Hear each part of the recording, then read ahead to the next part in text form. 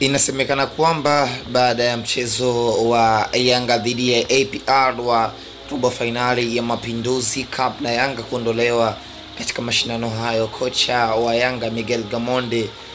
ameeleza kuwa amefurahishwa na tukio hilo la Yanga kuondolewa katika mashindano hayo ya Mapinduzi Cup,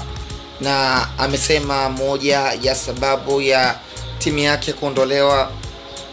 ni kutokuwa na wachezaji wengi wazuri wa kikosi cha kwanza, ambao amesema kwamba amekosa wachezaji 8 ambao huwa wanaanza katika kikosi cha kwanza, lakini wachezaji wote ambao wamekuwa wakicheza ni wale ambao walikuwa hawapati nafasi, ni wale ambao wamekuwa hawaoneshi kile kiwango ambacho Miguel Gamondi alikihitaji wakioneshe ili waweze kuingia katika kikosi cha kwanza. Ukitizama kikosi chake chote ambacho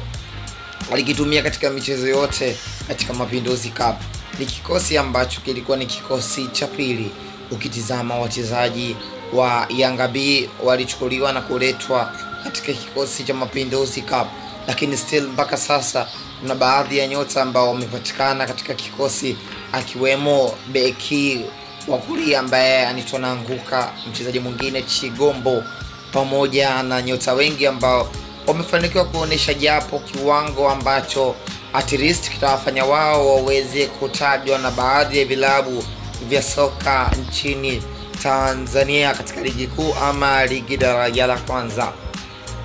Miguel Gamondi pia amewaomba viongozi waendelee kusajili nyota wakubwa ili waweze kuiona timu yao ikifanya makubwa mbeleni katika mashindano makubwa ya CAF Champions League, klabu bingwa barani Afrika. Usahau kusubscribe, like, share, comment, alafu nipe subscribe.